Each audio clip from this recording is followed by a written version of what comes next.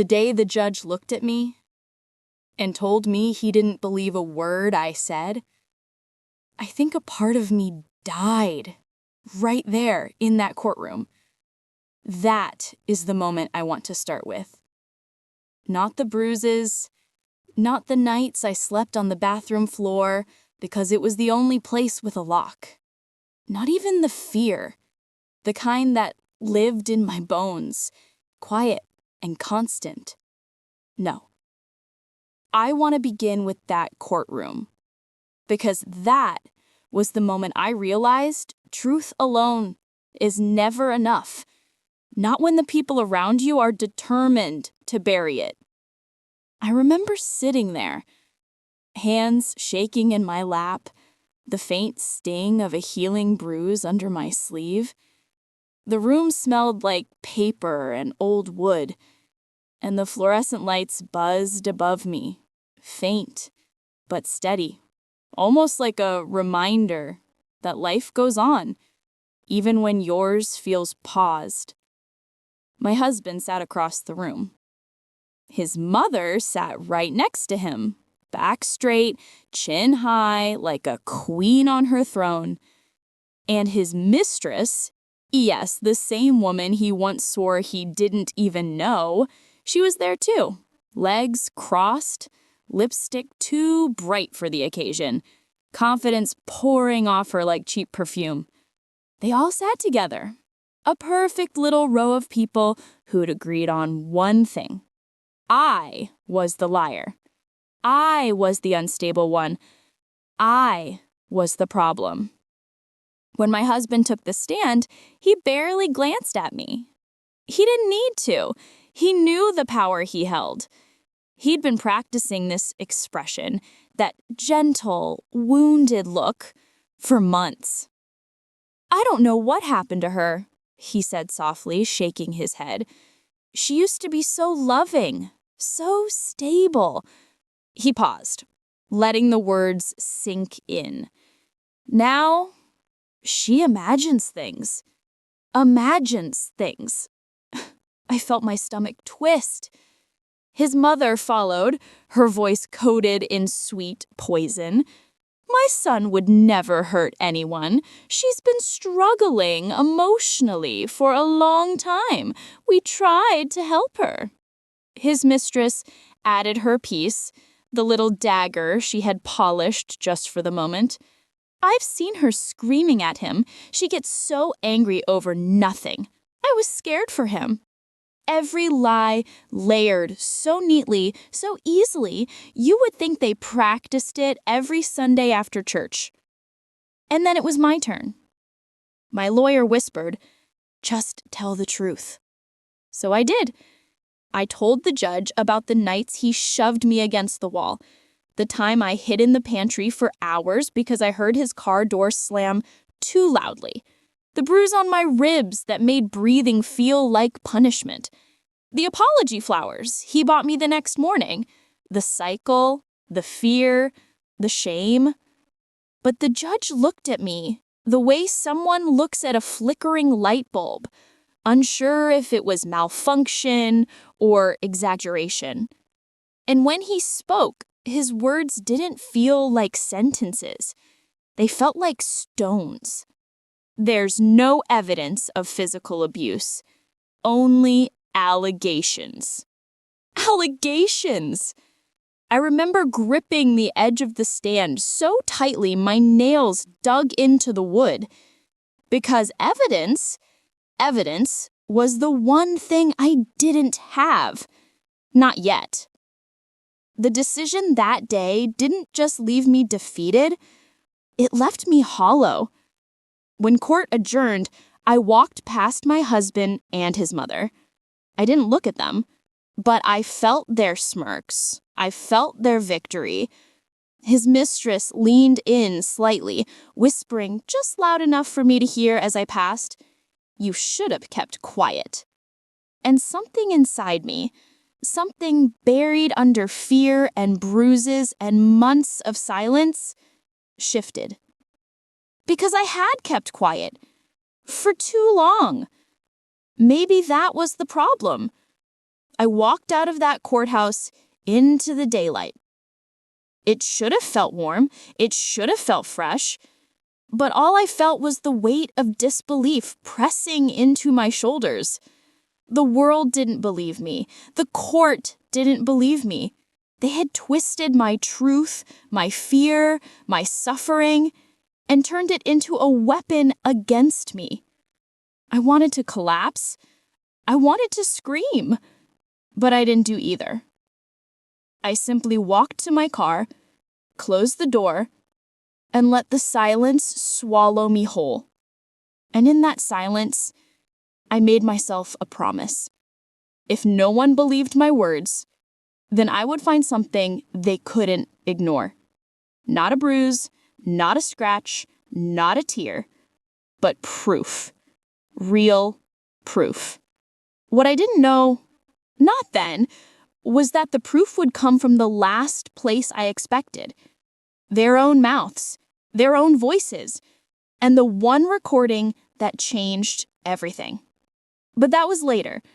Before the recording, before the confrontation, before the truth exploded in court, there was a life, a marriage, a beginning. And maybe I need to tell you that part too. Not because it excuses anything, not because it softens the cruelty, but because every storm begins with a quiet sky. And mine was no different. This is the story of how I survived him, how I survived them, and how, in the end, justice found its way back to me, one voice at a time. People sometimes ask me how a woman like me ended up with a man like him, and for the longest time, I didn't know how to answer. But now, after everything, I think back to the beginning, and I understand. It didn't start with violence. It didn't start with shouting or bruises or fear.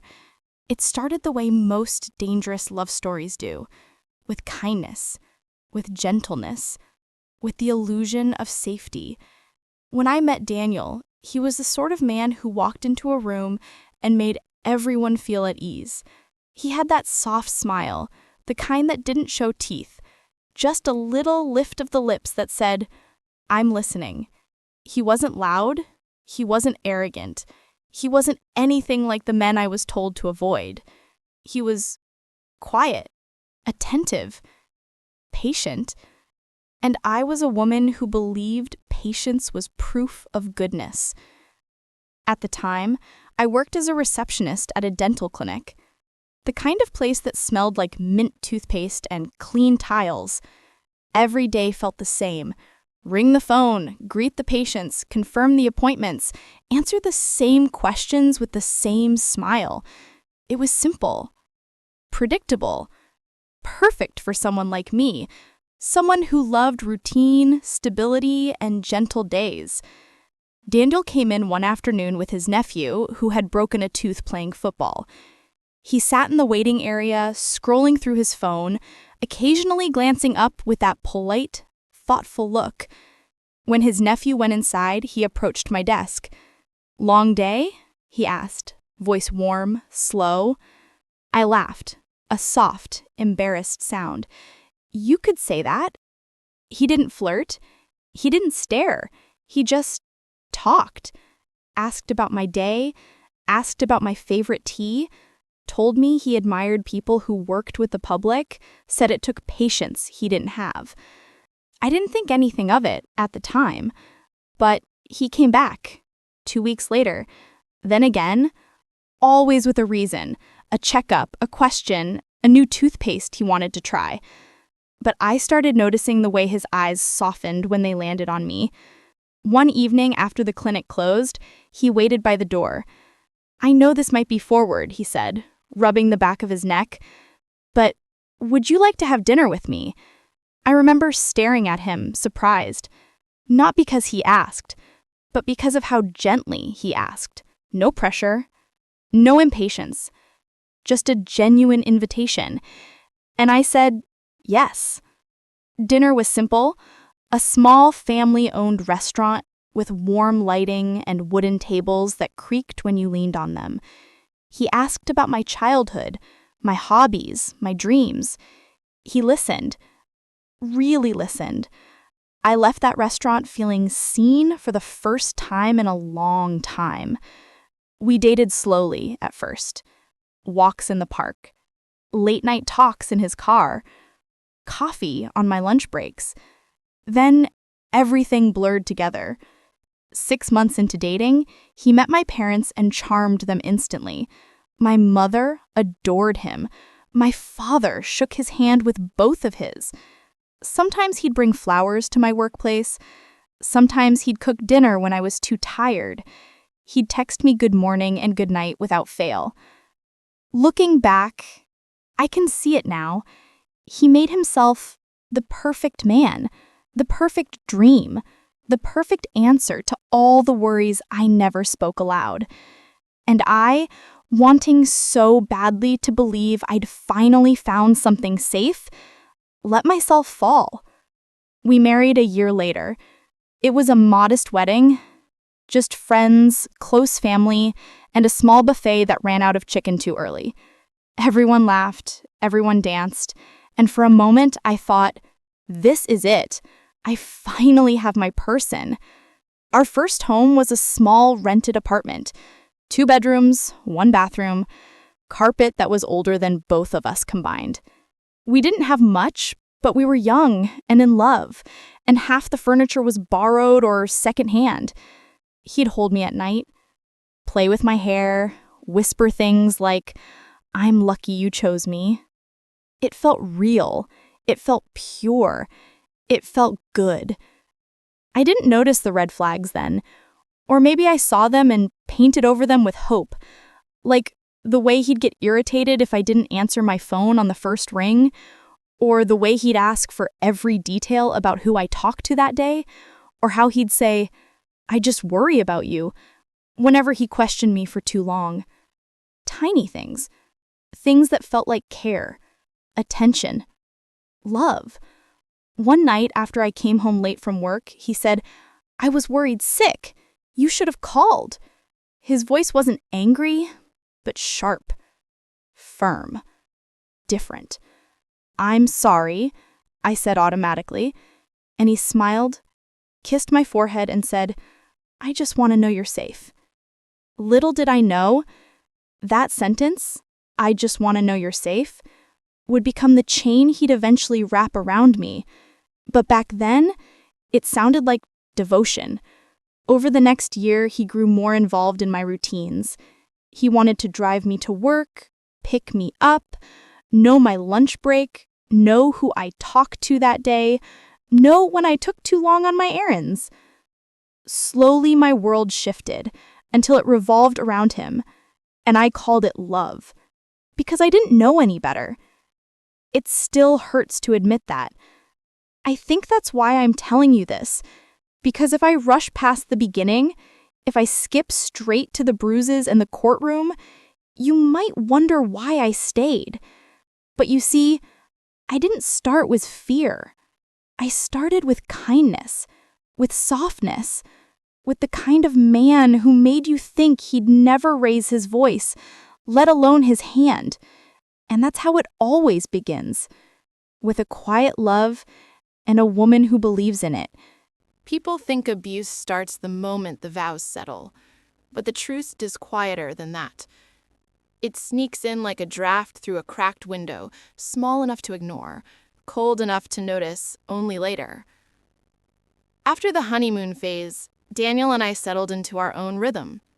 He worked long hours as a mechanic in a small garage across town, and I still worked at the clinic. Every morning smelled like coffee and worn-out carpet. He'd kiss my cheek, tuck a loose piece of hair behind my ear, and say, "Be safe today." Sweet words. Gentle words. But there was something new behind them, something heavy. At first, I brushed it off, but little things began piling up. I remember one afternoon sitting on the couch, scrolling mindlessly. The window was open, letting in the late spring breeze, and the curtains were swaying softly behind me. Daniel came home early, his boots loud on the floor. He sat next to me, smiled, and said, Who are you talking to? Just my coworker, Lena, I said. He reached for my phone. Not roughly, not with suspicion, just casually, as if it were his right. Before I realized it, he was scrolling through my messages. Daniel, I'm not accusing you, he said, voice calm. I just want to know who you're around.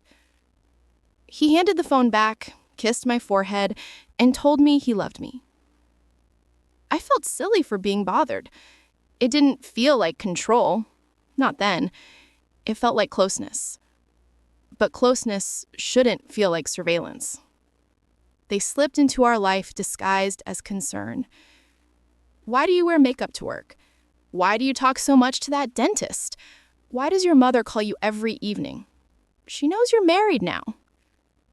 One night at dinner, leftover chicken and rice, cold by the time he arrived, he looked at me and said, with a smile too tight, "You know, you don't need to be friends with everyone.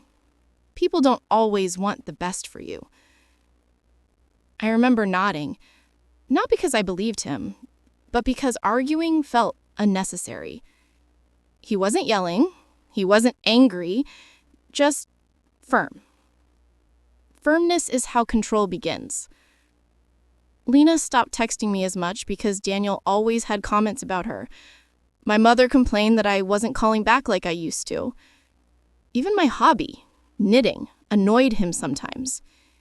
"It makes you look like an old woman," he joked once. "You should spend that time with me."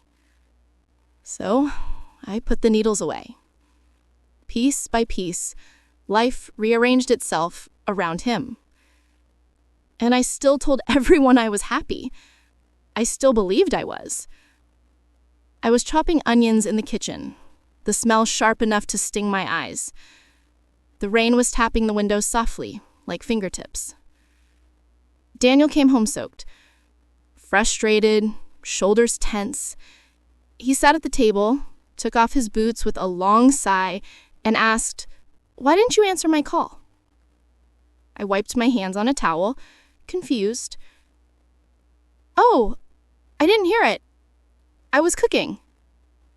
His jaw tightened, just slightly, barely enough to notice, but enough that I did. "I worry," he said. His tone wasn't angry, but something was different. Something cold. Something sharp. "I know," I whispered. "I'm sorry."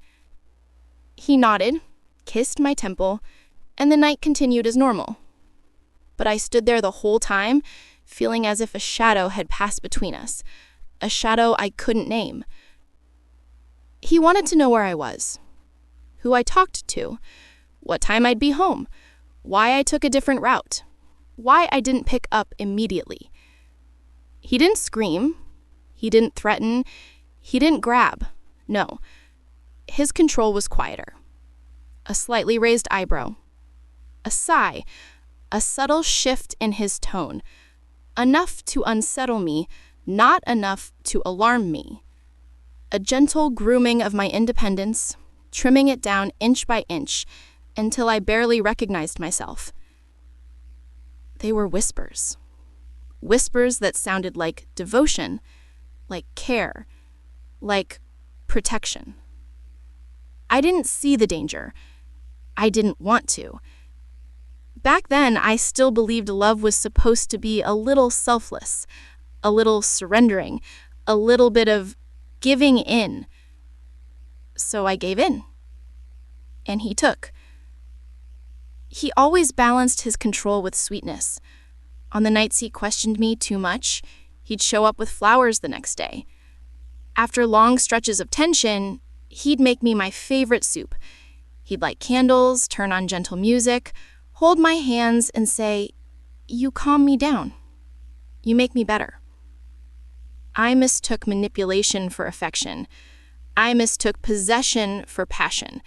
And every time I doubted him, he'd remind me, in the softest way, that he loved me more than anyone ever could. I chose to believe him, because choosing anything else would have meant admitting something was wrong. and I wasn't ready for that yet. This was the life I lived. A marriage built on fragile peace, quiet red flags, and a hope that everything was fine. But it wasn't. And soon, the quiet control would turn into something I could no longer excuse, something I could no longer survive in silence. I wish I could tell you the moment everything changed was loud, that something dramatic happened, that there was a clear line between the man I married and the man who began breaking pieces of me. But the truth is softer than that, and somehow sadder. The moment that shifted everything came wrapped in an ordinary evening. A Thursday, I think. The kind of day no one remembers. The house smelled like warm garlic and butter. I was making pasta, humming to the old radio on the counter. The window was open, and outside the sky was turning the color of dusty rose. Daniel came home later than usual, his boots dragging, his shoulders stiff. I could tell he was tense from the moment the door clicked shut. I turned off the stove and asked, "Long day?" He didn't answer. He walked straight to the sink, washed his hands aggressively, and then stood there, staring at the wall as the water ran. There was something hollow in his posture, something unfamiliar. I dried my hands and stepped closer. "Daniel?" He turned slowly, and the look in his eyes froze me. It was anger, but not explosive, not loud, quieter, colder, controlled. The kind of anger that studies you before it moves. His voice was low, careful. "At work," I said gently. "At the clinic. I called you. Twice." I took a breath. "I was with a patient. I couldn't answer right away." He stepped closer. Not fast, but deliberately, like each step was calculated. "Do you think I'm stupid?" he asked softly. The softness was worse than a shout. My heart dropped. "No, Daniel," I whispered. "I just didn't hear my phone." He stared at me, searching my face for something I didn't have to hide. After a long moment, he exhaled, long and shaky. Then he stepped back, leaned against the counter, and rubbed his forehead. "I don't want to fight," he said, voice suddenly exhausted. I worry. I really do." I nodded, though something in my chest tightened. He sat at the table and began eating silently, the metal fork scraping the plate in slow, sharp strokes. Not in anger, in thought. And I knew something had shifted. A crack had formed. Small, barely visible, but it was there. I was at the clinic when my coworker, a kind older dentist named Mr. Harris, asked if I could stay 10 minutes late to help with paperwork. Just 10 minutes. So I stayed. When I walked out, the sky was already dimming, and Daniel was leaning on my car, arms crossed. My stomach dropped. "Daniel, what are you doing here?" He didn't answer. He looked at his watch, looked at me, looked back at the clinic door. "You're late." I swallowed. "I stayed a few minutes to help." "With who?" His tone sharpened. "The male dentist?" I froze. My hands trembled slightly around my purse strap. "Daniel, he's old enough to be my father."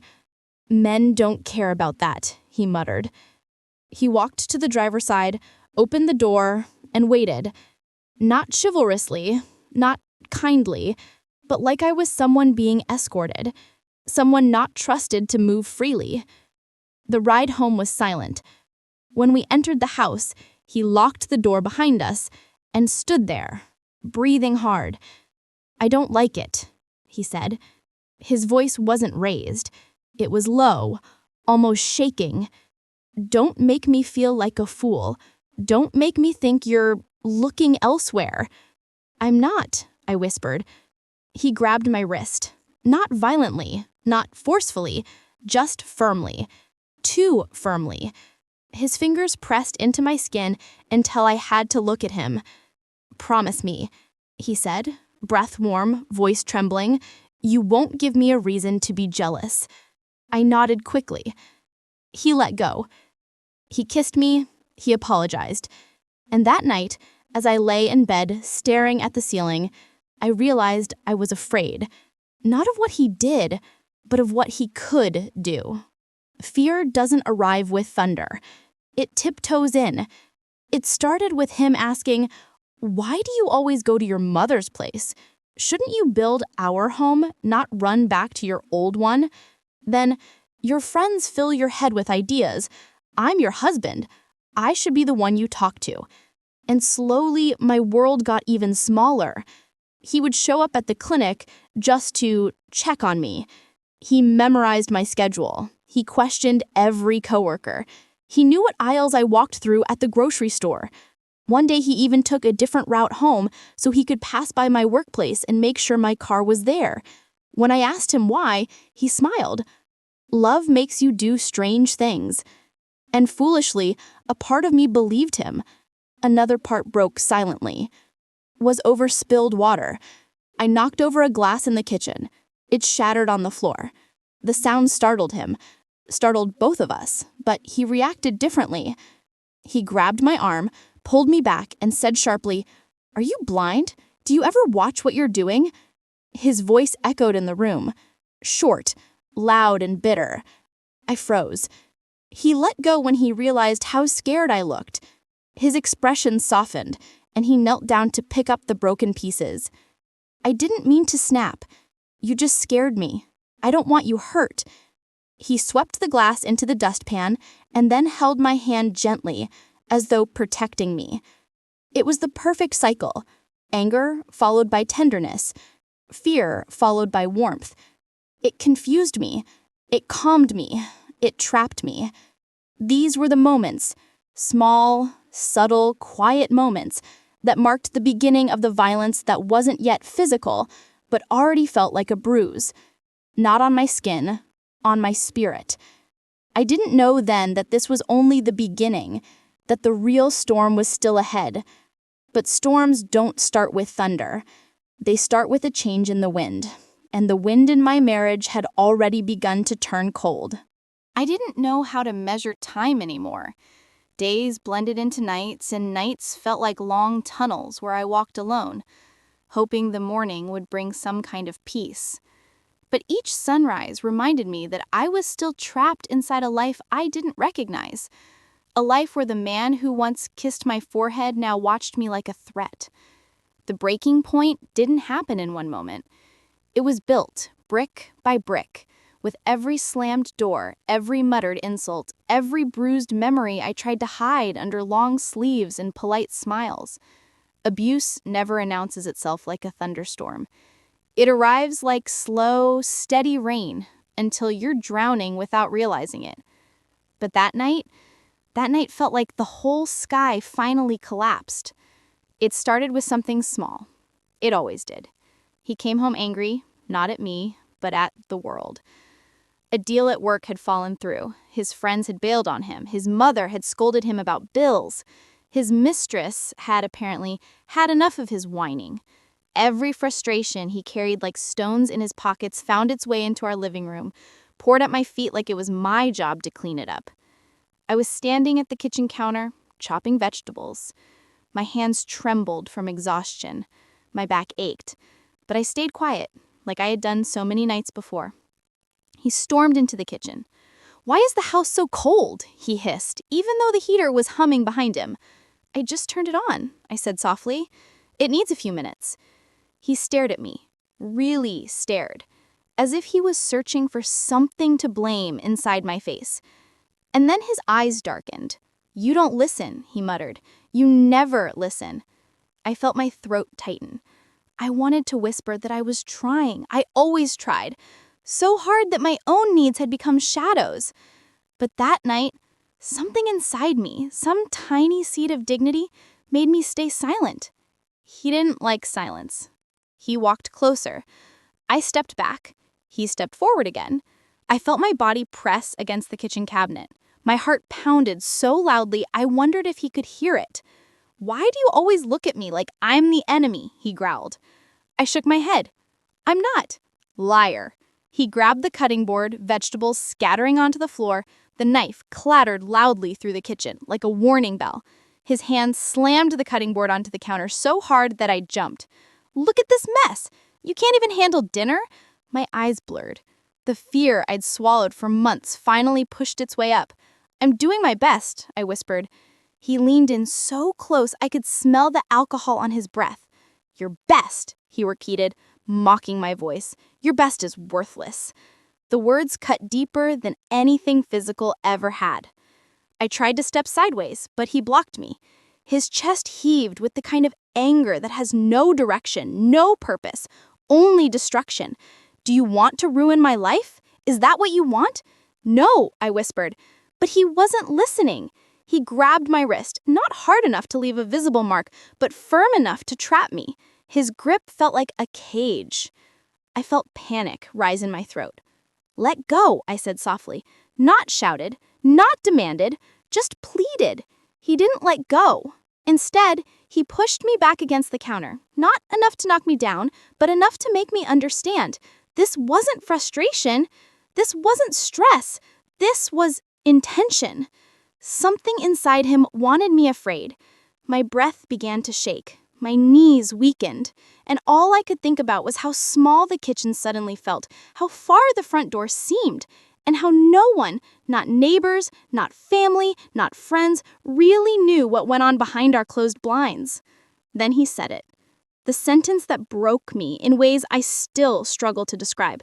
He said, through clenched teeth, "If you leave me, I'll make sure everyone knows you're crazy. My mother already thinks you are, and she will tell the court. She'll make sure you lose everything." His thumb pressed harder into my wrist. "And she'll believe me over you. Everyone will." The room tilted. It wasn't the threat itself. It was the certainty with which he said it. The calmness. The confidence. As if he had already planned every step of how to destroy me.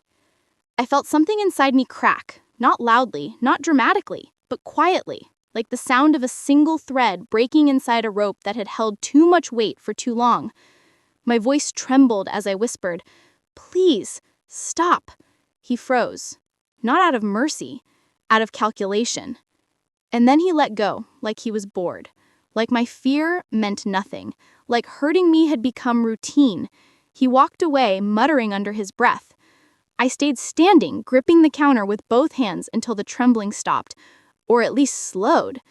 That night, after he fell asleep, I finally admitted the truth to myself. He would never stop.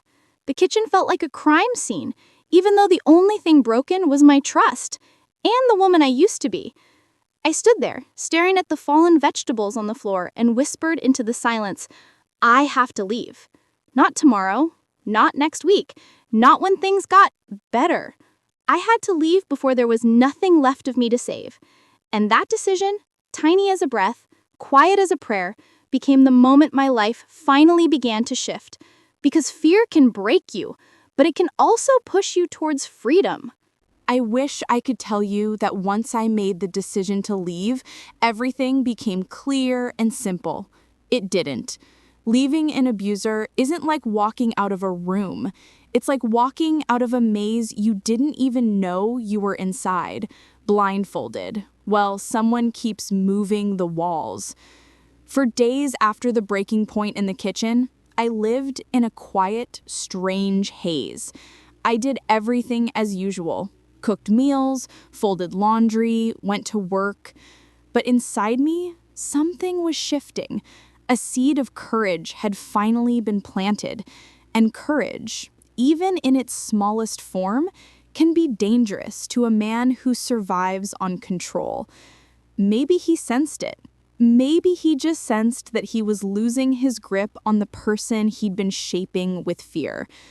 But the betrayal, the full, devastating truth, came slowly, then all at once. It started with a phone call. I was cleaning the living room, trying to make the place feel less heavy when my phone buzzed. His name flashed across the screen. He rarely called during work hours, unless he wanted something or felt the need to check where I was. But this time he didn't know he had dialed me. It was a pocket call. And when I held the phone to my ear, I heard voices. His voice, a woman's voice, laughter, whispering. He must have been out somewhere, not the office, not home, a cafe maybe, a parking lot, a hotel. I stood there frozen, the mop still in my hand. I heard him say her name. I heard her giggle. Then I heard the sentence that changed my understanding of my entire marriage. "She still thinks I love her," he said casually. "It's pathetic." And the woman laughed like it was a joke she'd heard 100 times. My knees weakened. I sank onto the couch, pressing the phone closer to my ear. My hands shook so violently that I feared I'd drop it. The woman, his mistress, whispered something I couldn't make out. He replied, "She's not leaving. She's too scared. My mother says she's emotionally unstable anyway. If she tries anything, we can just say she's lying again." Again. The word again sliced through me like a blade. How many times had they talked about me this way? How many stories had they woven behind my back? My breath hitched when she said, "As long as she stays quiet, we don't have anything to worry about." And then he said the thing that broke something inside me forever. "She's never going to fight me. She doesn't have the guts." He laughed, she laughed, and the call cut off. I don't remember how long I sat there. Could have been minutes, could have been an hour. Time felt like it had dissolved around me. It wasn't the cheating. Part of me had suspected that for months. It was the conspiracy, the deliberate cruelty, the planning, the certainty that I would stay silent forever, and the knowledge that his mother, the woman who smiled at me during holidays, who hugged me in front of relatives, had been part of it. I felt my breath collapse in on itself, but betrayal wasn't finished with me yet. A few days later, I found the proof that cemented everything the call had hinted at. He left his laptop open on the dining table, something he rarely did. Usually, he kept it locked away, passworded, closed. The secrecy alone should have been a red flag long ago. He was in the shower, and I don't know what pushed me. Curiosity? Instinct? The tiny, trembling courage inside me?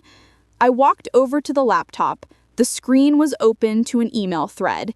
His name, his mistress's name, his mother's replies. My vision blurred for a moment, but I forced myself to read.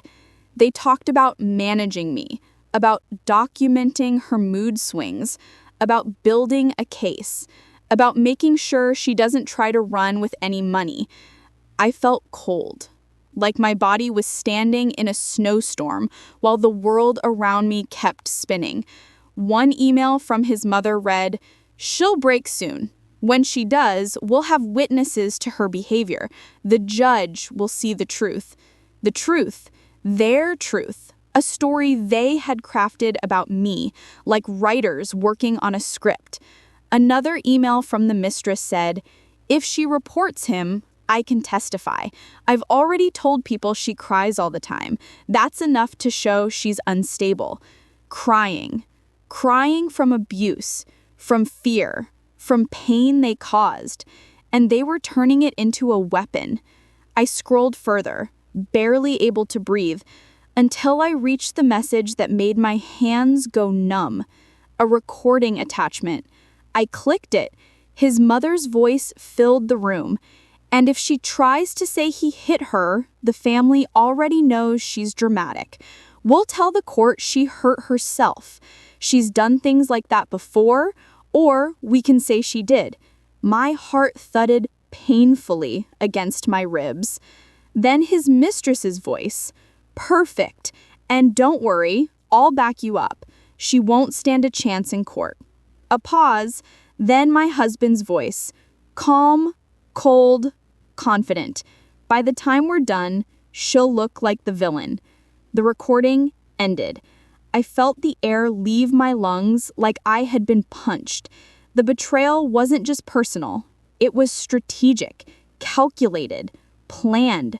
I stumbled backward, nearly knocking over a chair. My whole body shook. My forehead broke into a cold sweat. I wasn't just living with a man who hurt me. I was living with a man preparing to destroy me. And then another realization hit me, one so heavy it made me sit down. If they were planning all of this, then they were planning for me to survive the abuse, which meant they were planning to continue it. That thought opened a door inside my mind I had been too afraid to walk through. I needed help. I needed proof. I needed out. But the betrayal wasn't done with me yet. That night, when he came home, I watched him move around the house, dropping his keys on the table, grabbing a drink, loosening his tie, and I felt like I was watching a stranger. He looked at me with that familiar mix of superiority and suspicion. He asked me, "What did you do today?" My heart pounded so loudly, I wondered if he heard it. I whispered, "Just chores." He nodded slowly, studying my face. Then he smiled. A small, confident, cruel smile, like he already knew he had won. And in that moment, I understood something deeper than pain. The betrayal wasn't only about cheating. It wasn't only about lies. It wasn't only about his mother or the mistress. It was about power. He believed he owned the narrative. He believed he owned the court. He believed he owned the truth. And he believed he owned me. But that recording, the one they had made so casually, was now burning a hole in my pocket. And for the first time in a very, very long time, I felt hope. Not loud hope, not joyful hope, just a quiet, trembling belief their own lies might save me. I didn't sleep that night. I lay there beside him, stiff as a board, staring at the dark ceiling, while his breathing rose and fell in a steady, calm rhythm. He slept like a man with a clean conscience. Meanwhile, I lay beside him replaying every bruise, every harsh word, every whisper I heard through that accidental phone call, every email, every recording. The house felt colder than ever, and yet I stayed still, terrified he would sense something was different, something had shifted inside me. Because it had, something inside me had finally cracked open, and instead of fear leaking out, strength began to form. Quiet strength, the kind that whispers before it roars. When morning came, I rose quietly, made coffee as always, and smiled softly when he walked into the kitchen, a smile I didn't feel. He sat down, scrolling through his phone, unaware that the world he thought he controlled was slowly slipping out of his hands. He didn't know that I had copied the recording to a flash drive hidden in my sock drawer. He didn't know that I wiped my fingerprints off the laptop. He didn't know that his words, their words, were going to be the very thing that saved me. And he didn't know that I had already decided I was going to get help, real help, and I was going to leave him, not quietly, not fearfully, not while shaking in a corner, but with dignity. It took me 3 days to gather the courage to tell someone, not because I didn't trust anyone, but because I had spent so long believing that I didn't deserve to be believed. Abuse has a strange way of shrinking your world until you're convinced that your truth is too small to matter. But the morning I woke up with a bruise on my shoulder, one I couldn't remember receiving, something deep inside me snapped into focus. I grabbed my bag, tucked the flash drive inside the lining, and left the house before he woke up. My first stop was the small community center near my workplace, the one with the pastel blue walls, the one I often passed without a second thought. Inside, everything smelled faintly of lavender and disinfectant. Chairs lined the hallway. A small desk stood near a bulletin board filled with pamphlets about counseling, legal help, parenting workshops, and domestic violence support. A middle-aged woman with kind eyes looked up from her paperwork. "Hi there," she said gently. "How can I help you?" My throat tightened. I tried to speak. Nothing came out. She studied my face for only a moment before her expression softened into something deeper, recognition. "Let's take this slowly," she said. "Would you like to sit?" I nodded, feeling my legs wobble beneath me. We sat in a small room painted in soft, earthy tones. There was a couch, a round table, a box of tissues. A warm lamp glowed from the corner, casting a comforting light. "My name is Brenda," she said, folding her hands gently. "Whenever you're ready, I'm here." And something inside me opened. Not like breaking open, more like a locked box finally being given a key. "I need help," I whispered. "I'm not safe at home." Brenda didn't interrupt me. She didn't rush me or ask leading questions. She just waited, patient, present, steady. And for the first time in a very, very long time, I told someone the truth. Not everything, not at once, just enough for her to understand the severity. Her face remained calm throughout, but her eyes softened with every word I forced out. She offered me tissues, water, moments to breathe. When I told her about the recording, she sat forward slightly. "You have evidence?" she asked quietly. I nodded. "Then you're not alone anymore," she said. Her words hit me harder than any bruise ever had. Not alone. I had forgotten what it felt like to belong to a world where people cared. Brenda connected me to a legal advocate, a quiet, sharp-eyed woman named Angela. She arrived with a small folder and a voice steady as stone. We sat together in the same room, and Brenda stayed beside me like a silent promise.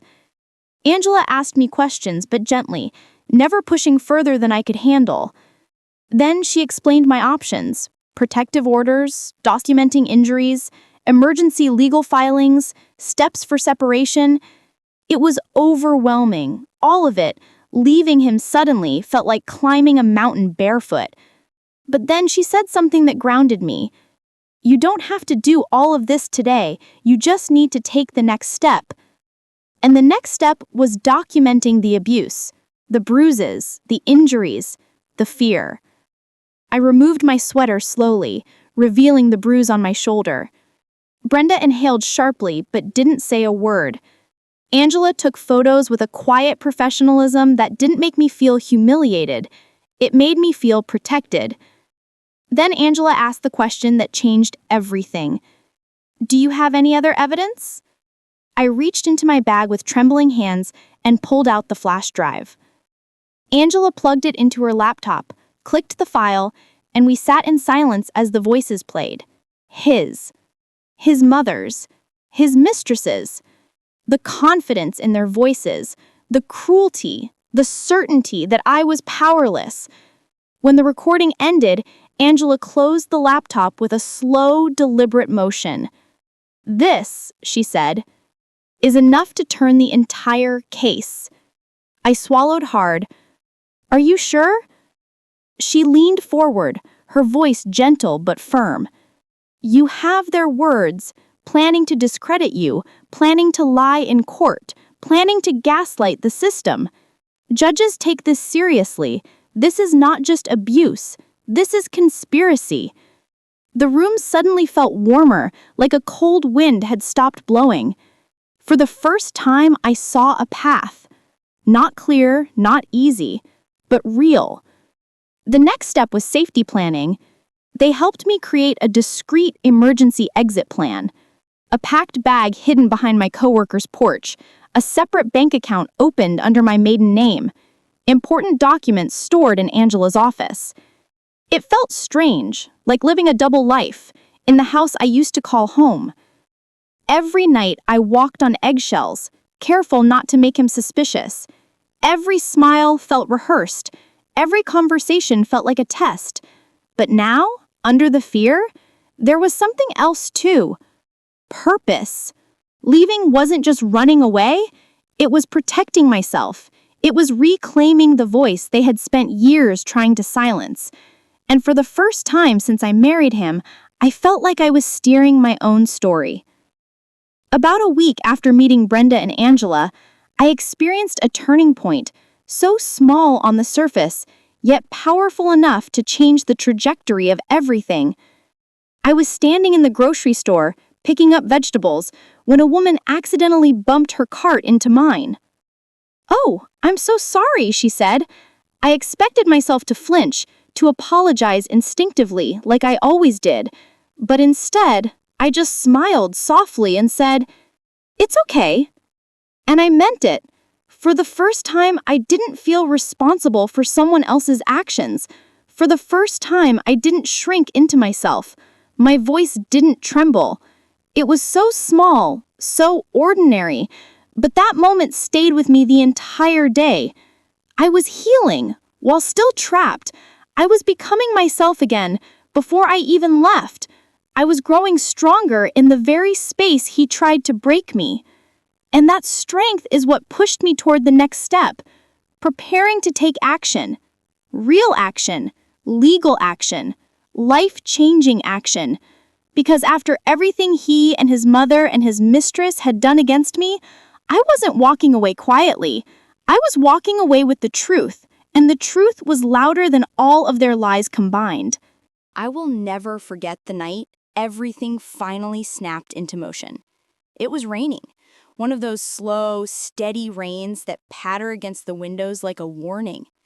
The kind of weather that makes the world feel heavy, expectant, tense. He walked into the house soaked, slamming the door behind him, not angry, just careless, like he owned everything the rain touched. I was in the kitchen, drying dishes, keeping my breath shallow, my shoulders low. He didn't notice. He rarely did, unless he needed something. "Dinner?" he asked flatly, shaking rain from his hair. "Almost ready," I replied softly. It was the lie I told every night, the lie that kept the peace. But tonight, something about the weight in the air told me peace was already a ghost in this house. He paced the kitchen like he was searching for something. His phone buzzed twice in his hand. He checked it, smirked, and slipped it into his pocket. I didn't ask who it was. I didn't have to. A few weeks ago, it would have crushed me. Now it barely stung. Because for the first time, I held something stronger than heartbreak. I held truth. I held evidence. I held a plan. He didn't know that while he texted his mistress, 2 emails sat in drafts on my phone, one addressed to my lawyer, the other to the police liaison Angela connected me with. He didn't know that tomorrow morning, I would file for a protective order.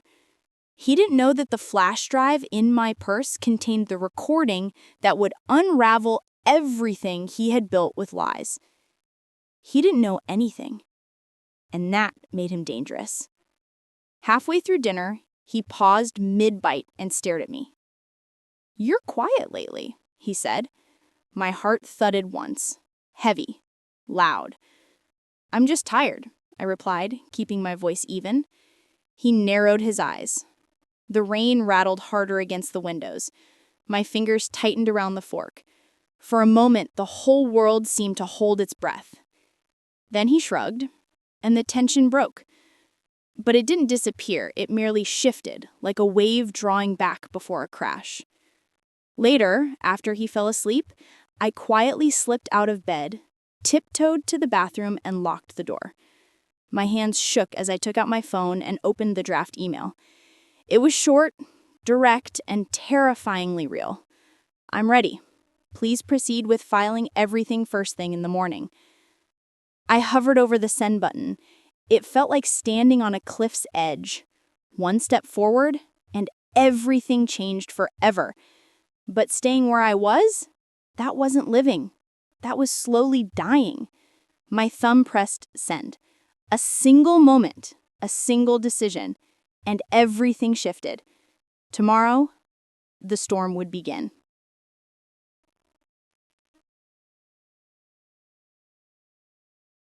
The next morning, he left for work early. Earlier than usual. No arguments, no suspicion, just a quick grunt of, "Bye." When the door closed behind him, I exhaled a breath I didn't know I'd been holding for months.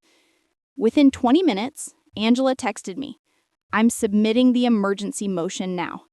My heart raced, violently, not with fear, but with something close to adrenaline. Hope, maybe? Or power? Or both? By noon, everything was in motion. A court clerk stamped the emergency order, a copy was emailed directly to law enforcement, a protective detail was assigned to check on me that evening. My phone buzzed nonstop. Brenda, Angela, shelter coordinators, a domestic violence advocate, everyone moved in sync. And all of them were on my side. For the first time in years, I felt like I mattered. Every step I took felt like stepping out of a long, dark tunnel. Until my phone rang. Not a text, not a voicemail, a call. From his mother. My stomach dropped like a stone. I didn't answer. 30 seconds later, a second call came from him, then a third from an unknown number. Something was happening, something fast, something big. My heart hammered as I stared at the screen. Then his message appeared. What did you do? My mouth dried. Then another. You think you can make a fool of me? Then you'll regret this. I swallowed hard. My fingers trembled, but I didn't respond. I forwarded the messages to Angela and to the police liaison. They both replied within minutes. Don't respond. We're already handling it. Already handling it. For the first time, I wasn't facing the storm alone. At 5:42 p.m., there was a knock on my door. I froze. Through the peephole, I saw a uniformed officer standing in the hallway. My pulse slowed in relief. I opened the door carefully. Ma'am, he said gently, I'm here to inform you that your emergency protective order has been served. I exhaled shakily. Served. That meant he knew now. That meant the reaction was about to explode. The officer continued, he attempted to contact you several times after being served. Do not respond. Do not engage. If he comes near you, call immediately. I nodded, gripping the doorframe to steady myself. He's very angry, he added, not as a warning, but as a statement of fact. I know, I whispered. After he left, the silence in the apartment felt loud. Too loud. Not peaceful, not comforting. Electric, like the air before lightning strikes. At 7:23 p.m., his mother texted me. You ungrateful little snake, after everything we did for you. Everything they did to me. Not for me, but I didn't respond. At 8:02 p.m., his mistress messaged me from a number I didn't recognize. You're ruining his life because you're jealous and pathetic. I didn't respond. At 8:17 p.m., he messaged again. You think you won? This isn't over. I didn't respond. Their rage was loud, but my silence was louder.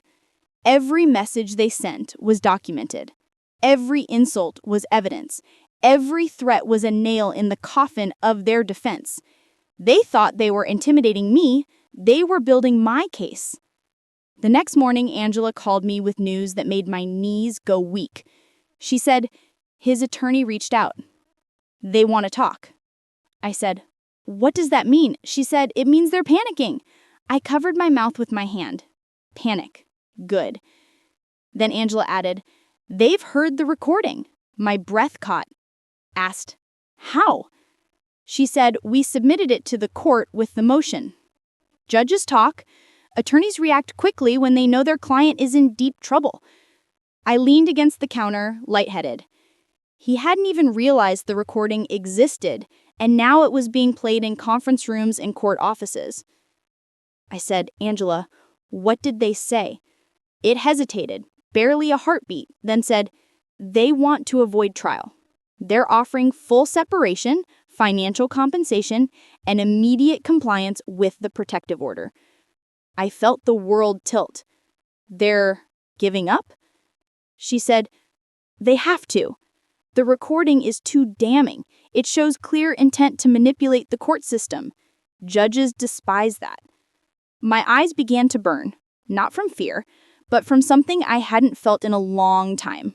Relief, vindication, justice beginning to take shape.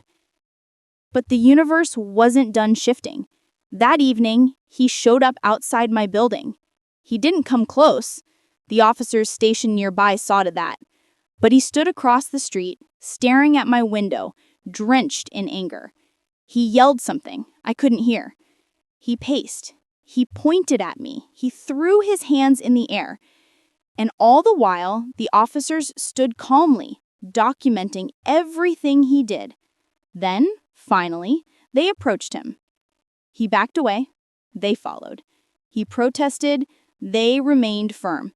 And then, they cuffed him. Not aggressively, not violently, just procedure.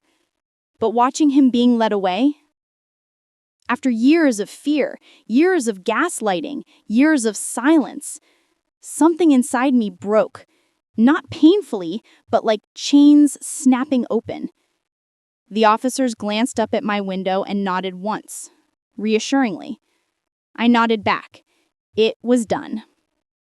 He was removed from the situation, the protective order enforced, the legal foundation solid, the case turning decisively in my favor.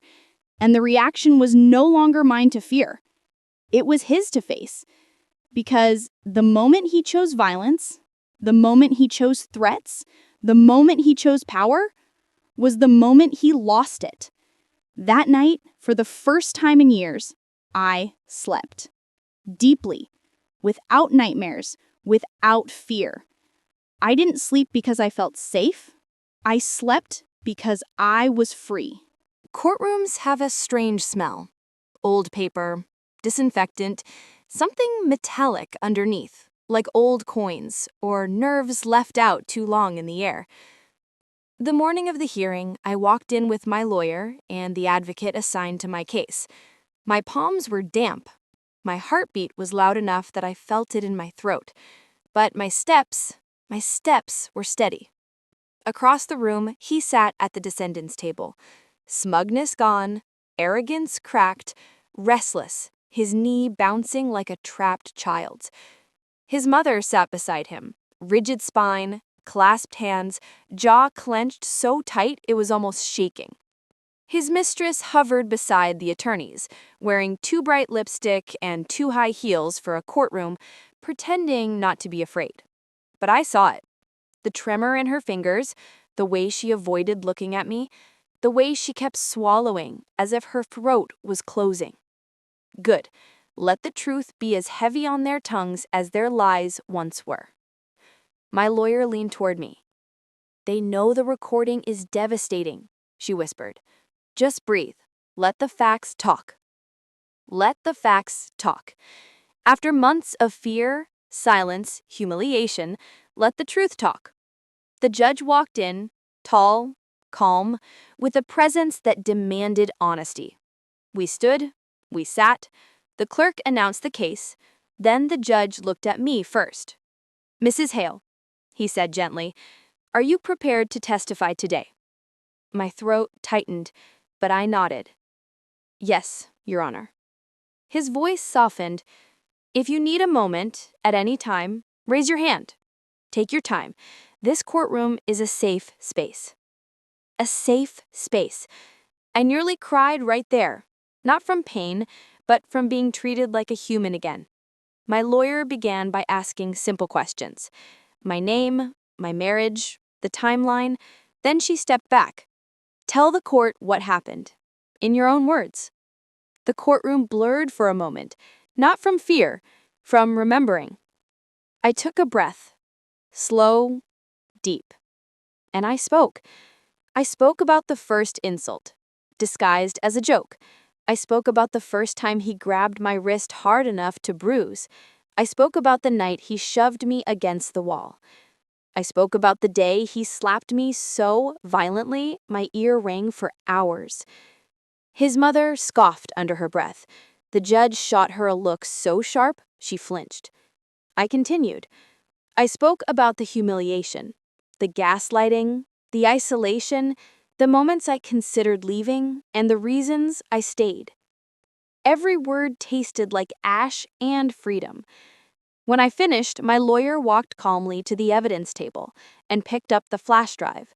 "Your Honor," she said, "with the court's permission, we would like to play the recorded conversation between the defendant's mother and the defendant's mistress." His attorney jumped up. "Your Honor, that recording was obtained legally." My lawyer cut in. "We have submitted time-stamped verification, the location data, and context. It was recorded in a public space where there is no reasonable expectation of privacy." The judge held up his hand. "Sit," he ordered. Both attorneys sat. The bailiff inserted the flash drive. The speakers crackled. And then, her voice filled the courtroom. Her mistress. Laughing. Cackling. Gloating. She doesn't even know he hits her because he can. She's so stupid she'll probably blame herself. The courtroom went still. Still, in that deep, grave way where even air refuses to move. Then his mother's voice came through. "As long as she looks unstable, the court will believe us. I'll say she's dramatic. You say she's jealous. Simple." My stomach twisted, even though I'd heard the recording before. But seeing their faces while it played, their color draining, their shoulders shrinking, that was a kind of justice I didn't know existed. The judge pressed pause. Then he looked directly at his mother. "Ma'am," he said, voice icy, "do you deny this is your voice?" She opened her mouth. Nothing came out. She looked at her son. He looked away. The judge turned to the mistress. "And yours?" She started crying, big, dramatic tears that didn't look like guilt, only fear. But the judge didn't buy it. "I will remind both witnesses," he said slowly, "that perjury is a criminal offense." Silence. Heavy, suffocating silence. Then the judge gestured for the playback to continue. The next part was worse. Her mistress whispering, "If she gets loud, he'll just shut her up again. He always does." Her mother replying, "Good, maybe this time she won't get back up." My breath left me. I heard someone gasp behind me. I saw the judge's face shift. Anger, disgust, disbelief. He pressed pause again. Then he leaned back slowly. "Mrs. Hale," he said, turning to me, "I am so deeply sorry you endured this." My throat tightened. Then he turned to my husband. "Sir, you will stand." My husband stood stiff, jaw clenched, eyes burning with hatred. But it didn't matter. Not here. Not anymore. The judge spoke loudly, clearly. "Based on the testimony, evidence, and the recording presented, this court grants the petitioner's protective order in full. Additionally, this court orders immediate no-contact provisions, mandatory anger management classes, a psychological evaluation, and referral for criminal charges to the district attorney's office."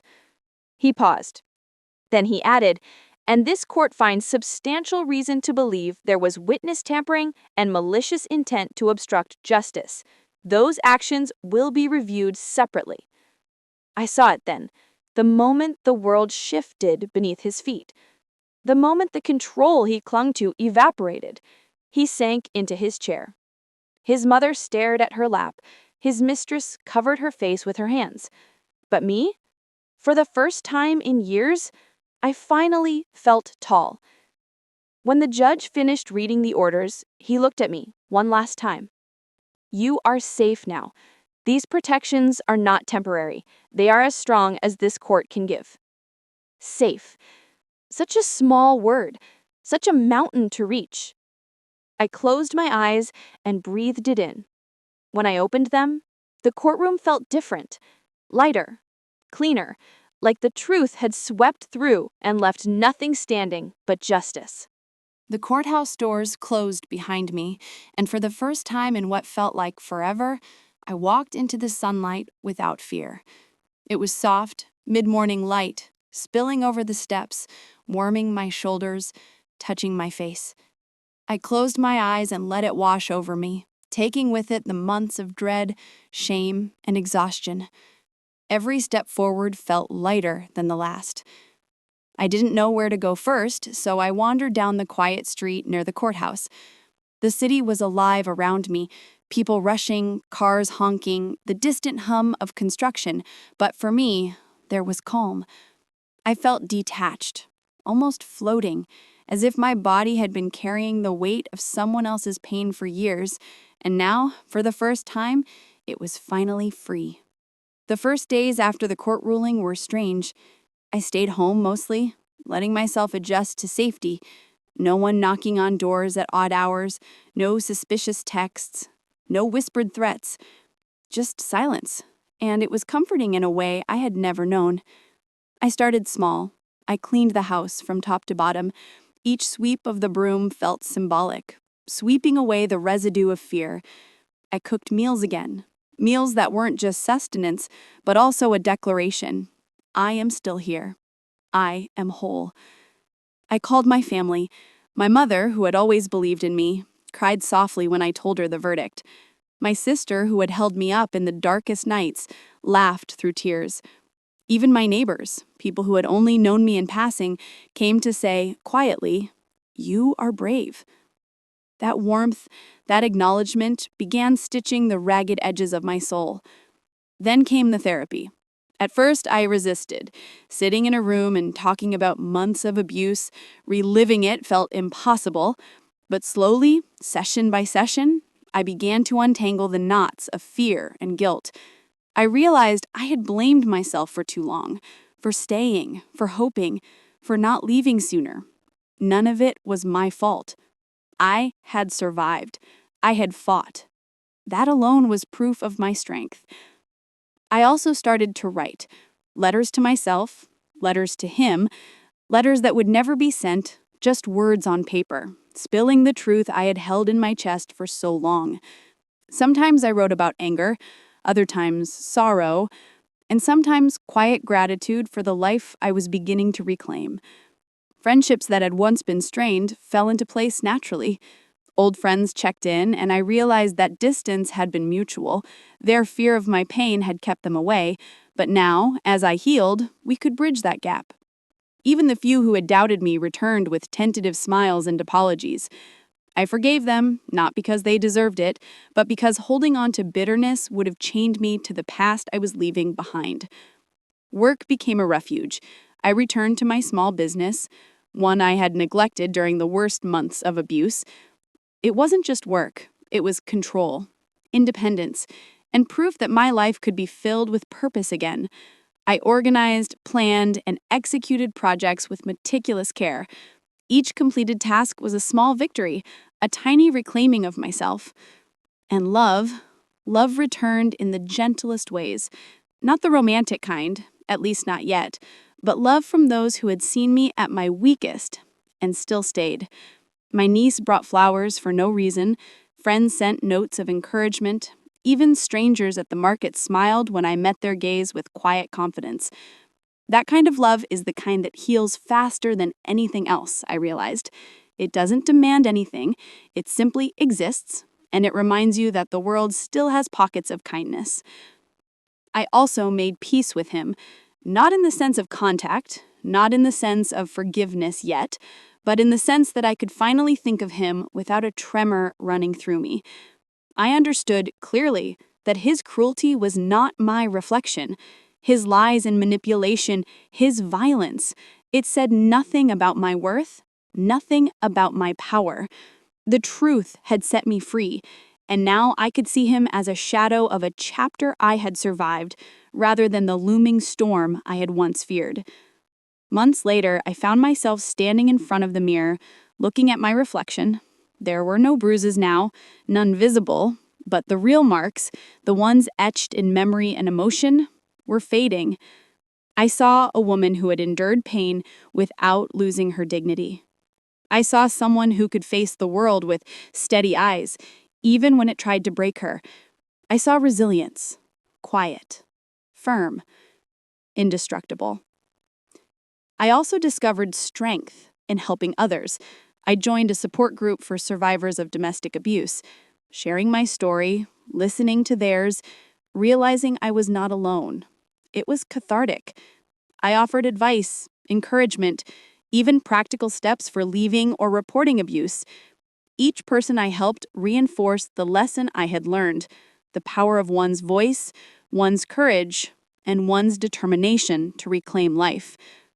Slowly, the world began to feel like a place I could inhabit fully again. I planted flowers on my balcony, tended 2 small trees in my yard, and watched them grow, a daily reminder that growth takes time, patience, and care. And just like the plants, I was learning to thrive after trauma. At night, when I lay in bed, I sometimes thought of him, of his mother, of the mistress, of all the people who had doubted me, dismissed me, or tried to silence me. But anger no longer lived there. It had been replaced by clarity.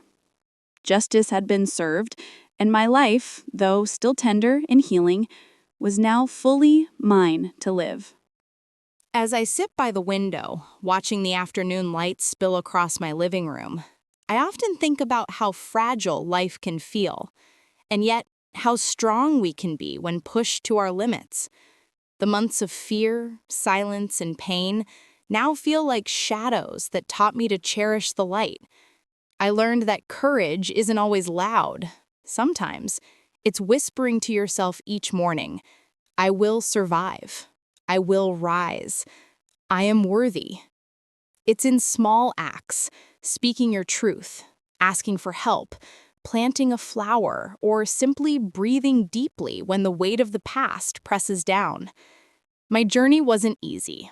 There were nights I doubted myself, mornings I feared the world, and moments when tears fell without warning. But through it all, I discovered resilience I didn't know I had, the unwavering support of those who loved me, and the quiet satisfaction of reclaiming my life. If there's one lesson I hope my story leaves, it's this: never let someone else's cruelty define your worth.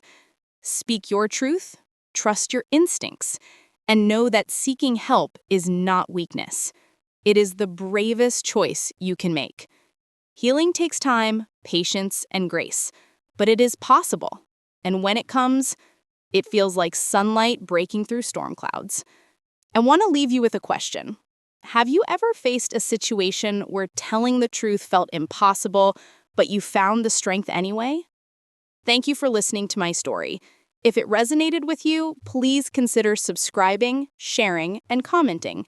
Your support helps bring more heartfelt stories like mine to the world.